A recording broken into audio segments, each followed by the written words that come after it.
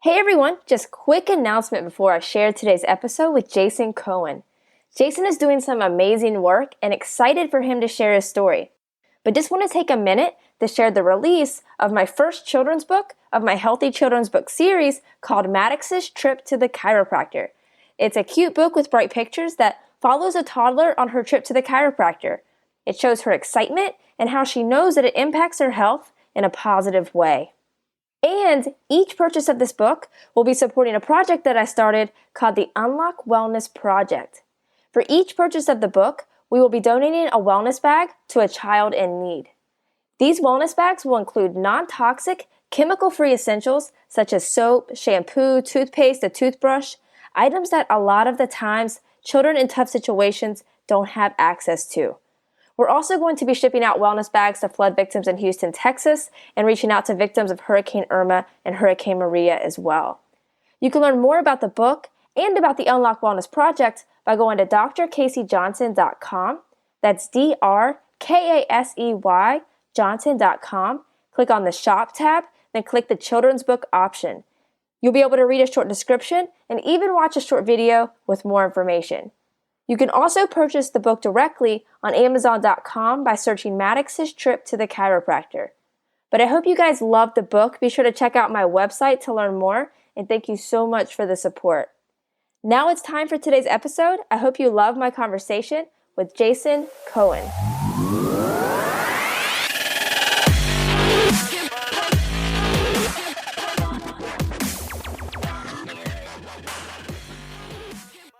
Welcome to the Unlock Wellness Podcast. I'm Dr. Casey and excited for today's guest. I'm here with Jason Cohen. And Jason is the director of the upcoming documentary called Big Change the Film, which follows the major health transformations of four incredible people.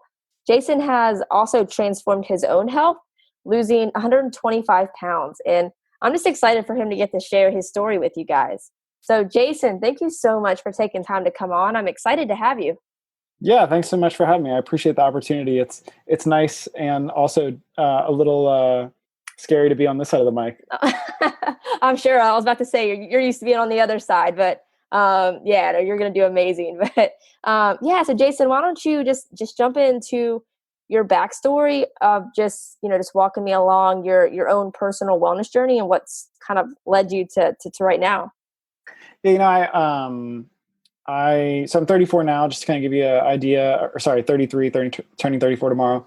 Happy birthday. Thank you. So just to give you an idea of as far as timing and whatnot, but basically until the age of probably 26, 27, somewhere in there, I had put on weight through middle school, high school and beyond.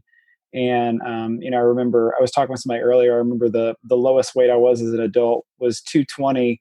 And that was partially as a result of being in a third world country and eating street food. It's like the ultimate weight loss is just go eat some street food in India and you'll lose some weight. So was it like a study abroad thing?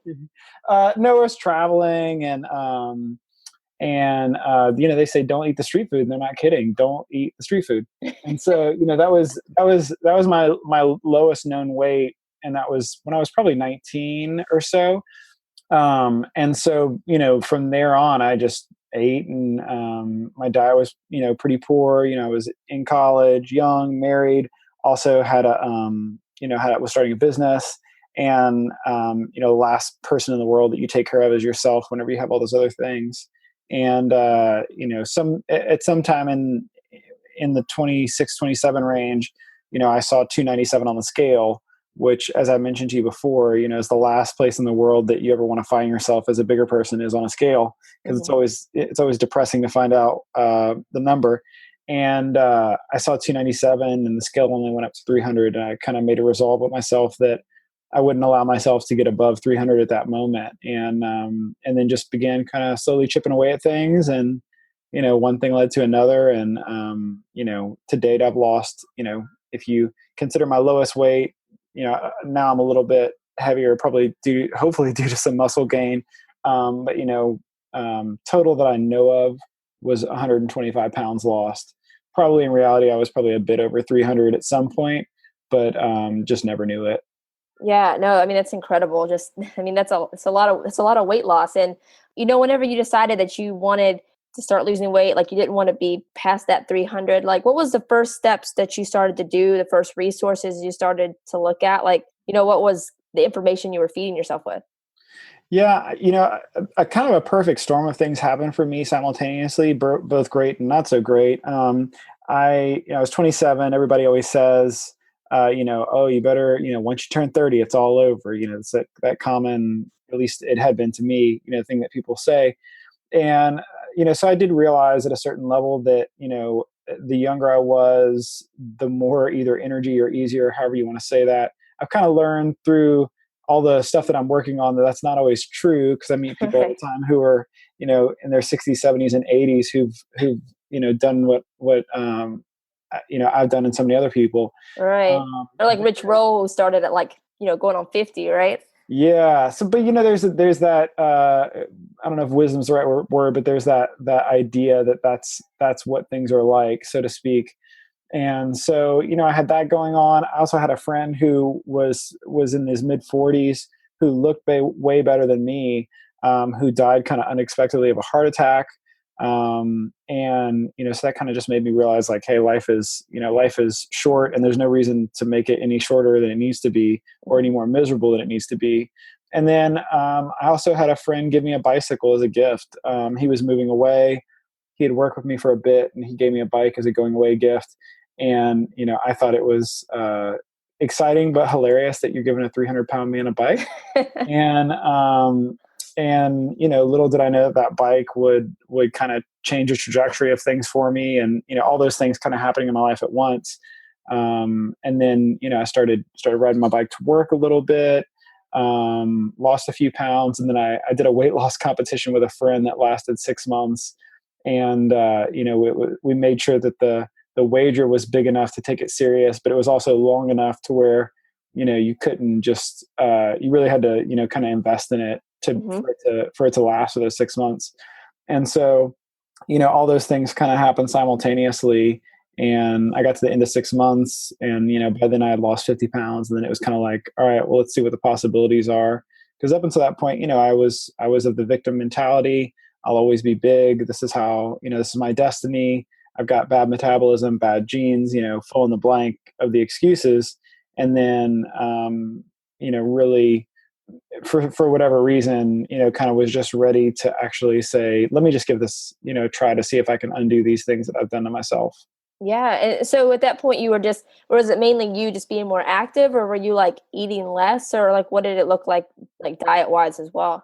Well, any changes that I was making was in a positive direction, because I jokingly always say, but it's not a joke. Everything I ate was beige before. So if it was whether it was bread or cheese or processed meat, or Right.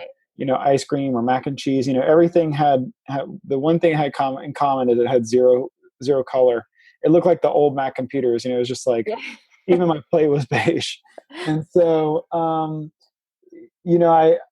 anything that I did differently would have been a positive thing. I mean, one thing that I used to do is I would always stop and get like the McDonald McFlurry or the Sonic Blast. So like, Hmm. just the fact that I was no longer doing that Right. every day, was a step in a positive direction. Which looking back now, it's hard to imagine that person. But the reality was that I ate so poorly, and I was so sedentary in my life, that by riding my bike 4 miles to my office or whatever it was and back, was a huge change for me. Right. Just, I mean, just making any kind of move in in a positive direction is gonna have a positive effect, especially at that point, right? Absolutely. Yeah. So, okay. So from there, you decided like you just wanted to see how even more you can progress, right? So, like, where did you go from there? Yeah, no, I mean, it was just, I mean, when you go through life, or you go through, time, expecting one thing, and then you have something else that happens that kind of completely transforms the way that you think about life and those things. You can't help but, like, at least for me, I was curious. It was like, Mhm. um, what are the possibilities now? What else is available? I've lost 50 pounds. Could I lose another 20? Could I lose another 50? Could I lose another 100?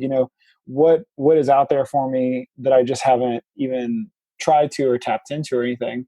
And so that's really where, I just said, well, let's just keep this thing going. And, and really the whole thing has been for me and still continues to be a little bit of an experiment.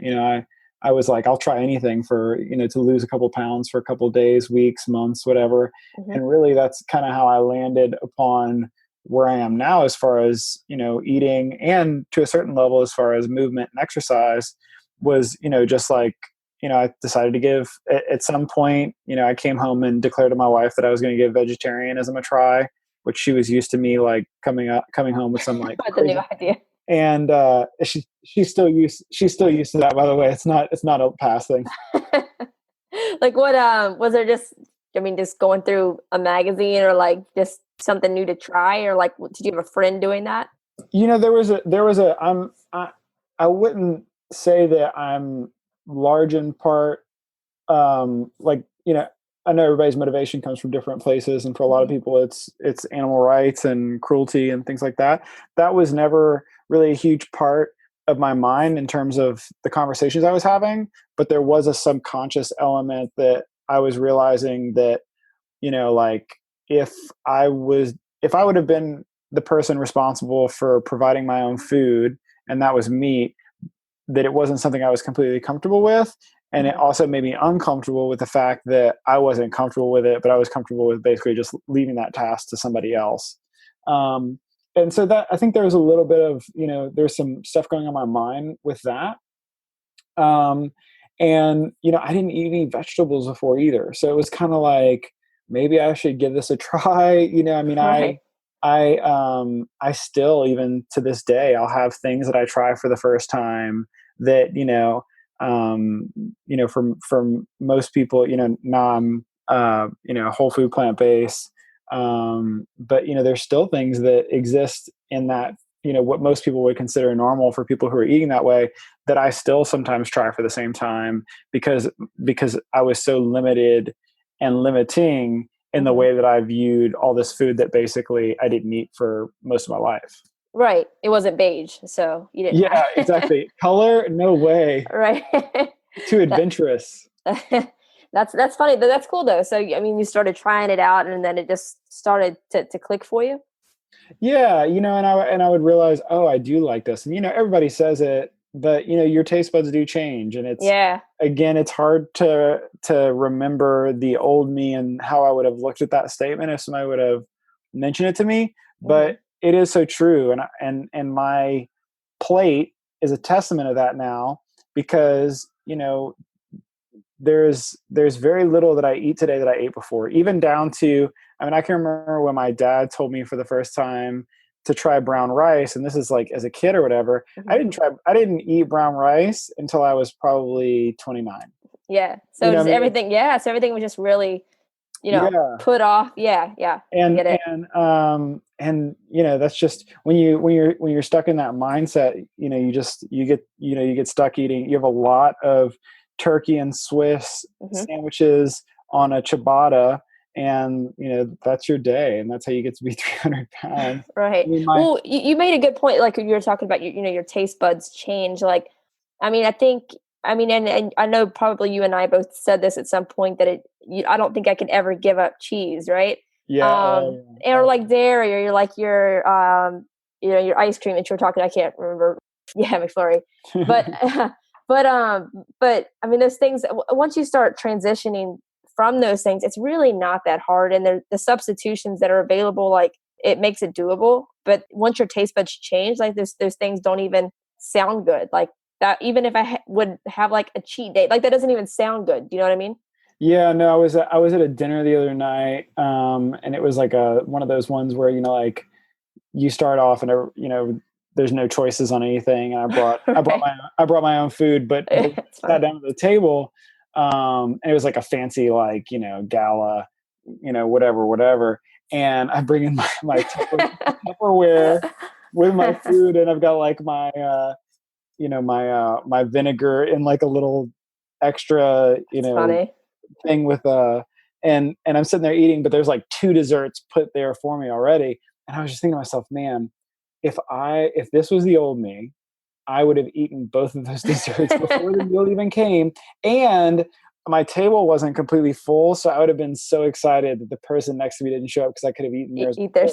theirs. And I'm just sitting here looking at it thinking, it's not good. And I mean, there's stuff that you learn or people say, like, I love, when, and I wish I could remember where it came from, but like when you hear people say like, that's just not my food anymore. Like it's no longer an option. It's no longer a, woe is me. I can't believe I can't have this. And I Hmm. miss it so much.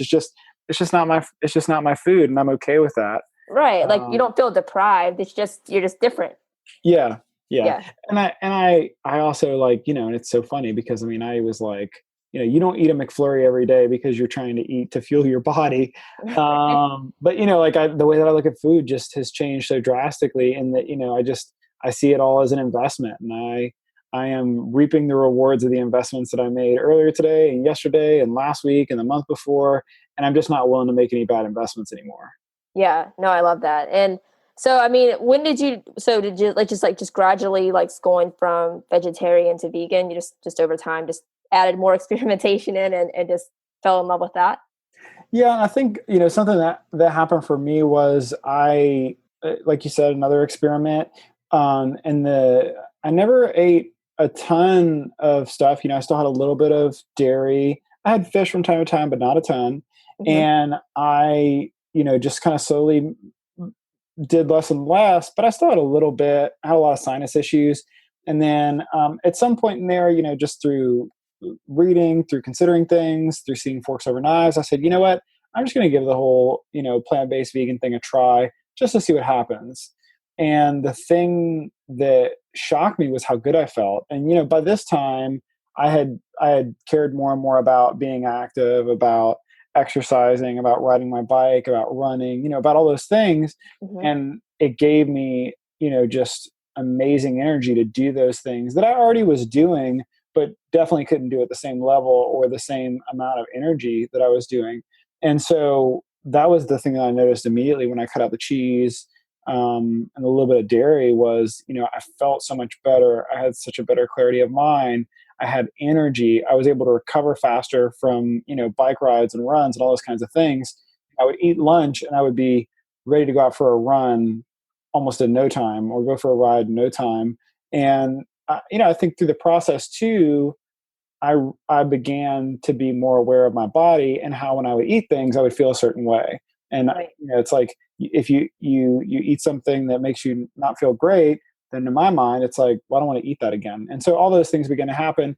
And again, I came home to my wife and said, I'm going vegan, with whatever. I'm no oil, no salt. And she just looked at me like I was a crazy person. And Said, sure, Jason. yeah, right. And so, over time, try that and then begin to kind of hone in, just to pay attention to my body and what felt good. And then that's kind of how we got to here.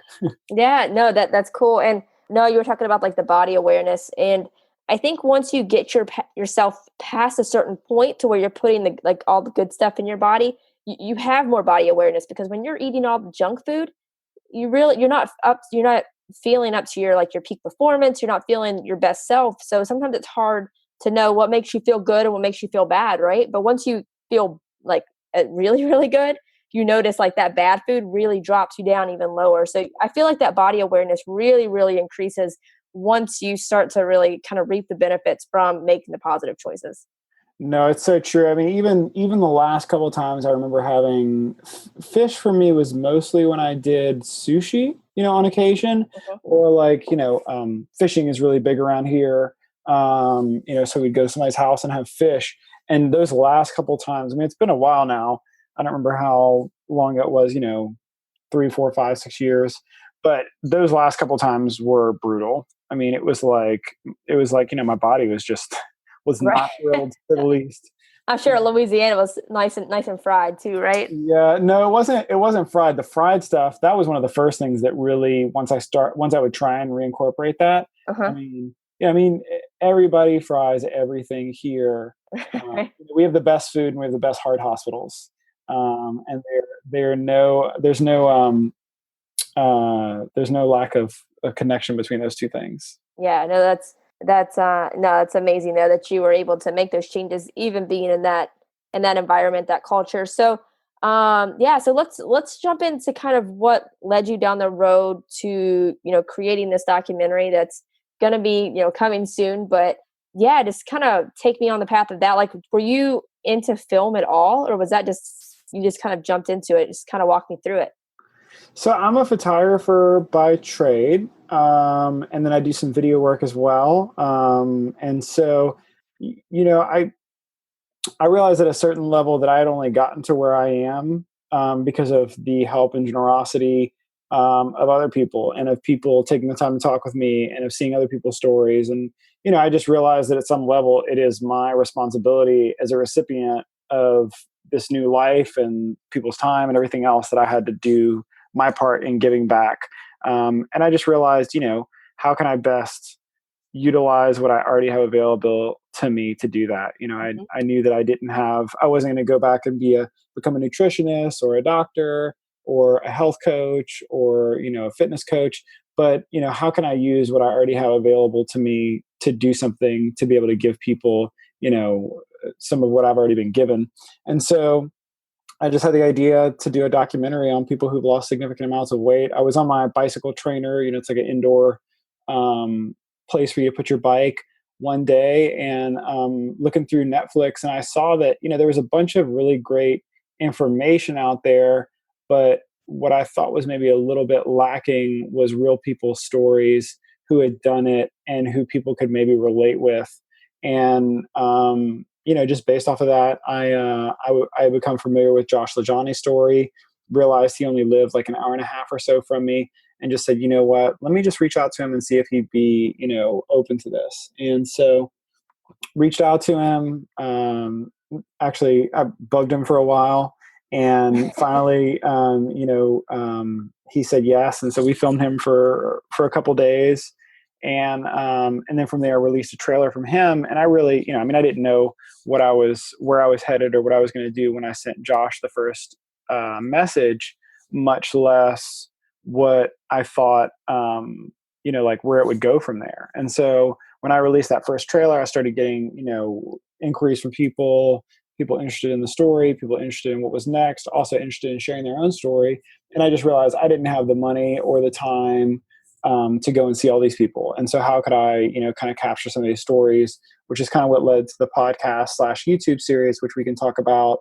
But, from Josh's story and through the podcast YouTube series, it connected me with a ton of people. And then from there, decided on 3 additional people. And so our second person was Tim Kaufman, who you may or may not know. He lives in Buffalo, New York. Yep. Yeah, he actually came on recently. He's awesome. Oh, great. Yeah. Yeah. So, you have Josh, who lost 220 pounds, went from 400 and something pounds to, running 100-mile races on the front cover of Runner's World. Tim, who, 400 plus pounds, went from, should have been wheelchair bound, maybe, or maybe not alive anymore, to, now he's doing marathons. Our third person is Nolita Basson. She actually has lost the least out of the group, but in some ways, it's hard to, you really can't even compare stories, but she also has an incredible story. She's actually she's kind of the person, number one, she's the one that, at least in the filming, her kids are the most present.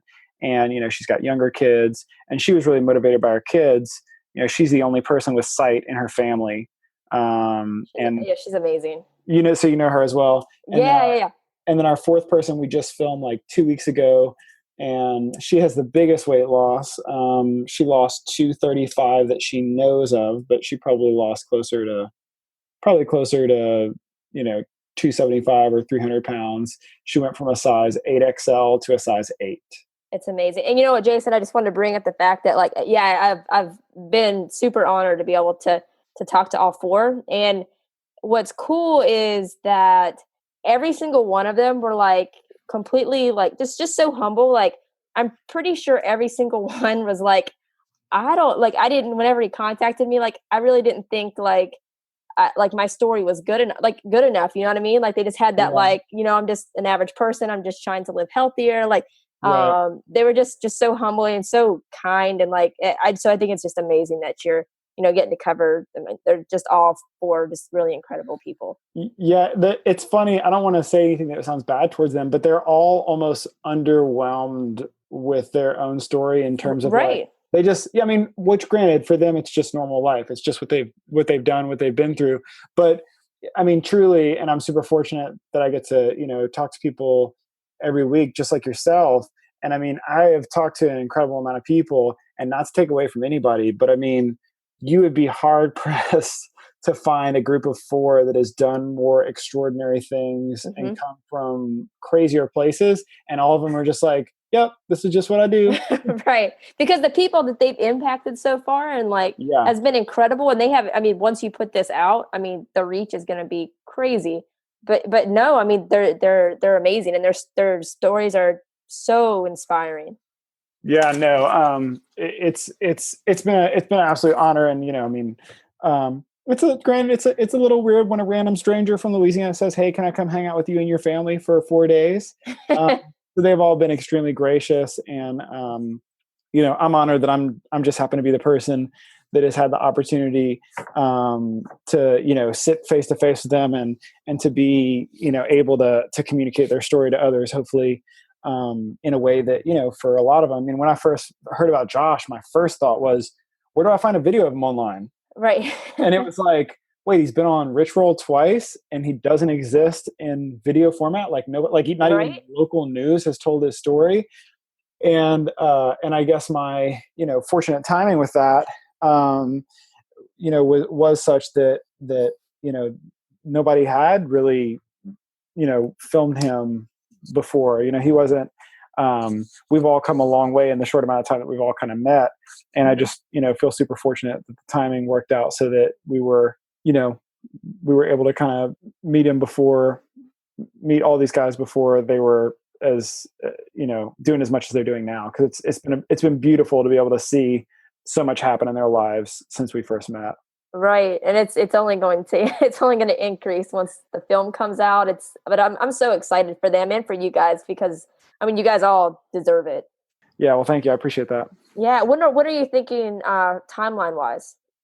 So we just finished with Denise. I have tried to be a little proactive on the editing side, in that we've already kind of done some pre-editing with each, the last three people. So now it's really just time to dive in with Denise. I'm really hoping to have, we just in the last 2 months or so put out a trailer that has Nolita's story incorporated. That's about 5 minutes long. And so I would love to, by hopefully Christmas or so, put out a new trailer that'll have Denise's story as well. And then the real goal for me, we started, this was all, started with email, or maybe the first day of filming was in April of last year. So April 2016. So I would love, just if nothing else for myself, to show myself the progress, to have something, a rough cut together by April of 2018, which is not very long. And then, kind of go from there. I mean, the whole journey of this truly has just been me kind of following where I felt I was led, and just kind of putting myself and things out there. And, that led to one thing, it led to the next person. And, ultimately it led to me sitting here having a conversation with you. And so, part of it is just continuing to trust in that process. Right. And know that, we'll just, I've had a lot of great conversations with a lot of people, and hopefully, we'll continue to, and hopefully those conversations will lead us, the goal is to have a 90-minute feature length film. And then of course the golden standard of that would be to have something, in a Netflix like environment. Yeah. I was going to ask you about that, because I'm sure that whole process has been a learning curve about just reaching out to Netflix. Like, have you had any breakthroughs with that, or is that just a whole process within itself? No, I number one, I've never worked on a film before, much less the kind of thing that I'm doing. And so, but my understanding is, I know for a lot of people, they kind of try and go out and get the funding and get all those things in place before they actually start day one of production. I've kind of gone about it in a little bit of a opposite way, in that basically I wanted to go out and create the entire thing and then actually have something that I can present to people and, whatnot. So Like to get picked up type of yeah, thing. yeah, Got yeah, it. yeah. So, and the other thing is I wanted, you know, kind of in a selfish way, kind of not in a selfish way, I really wanted to own the whole thing myself. Hmm.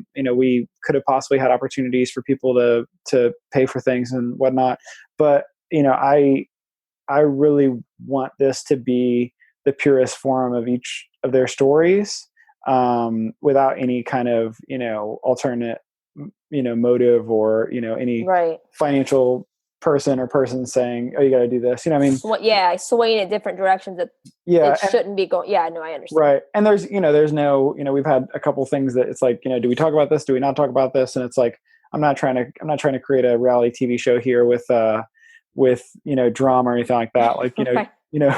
so, so yeah, so we'll, hopefully by the spring we'll have something together. And, I had a chance to, it's so interesting being completely online for the most part, because you hear people's feedback in emails and things like that, but never really in real life. And I was super fortunate to have opportunity to present the latest trailer.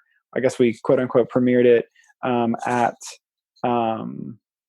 Plant Stock this year, at the That's Esselstyn cool. farm. And so I did that. So that was really cool to just like, be able to share, and for, 600 or so people to see it at one time. And so, I think the way for this to continue to happen, and I've had a couple conversations with a couple other people who do events and things like that, is, maybe we'll do some, early screenings and things like that. But, it's just about putting in the work, and putting out the information, and trusting in the process, and knowing that, it'll get out there. It just takes a little bit of work to get there.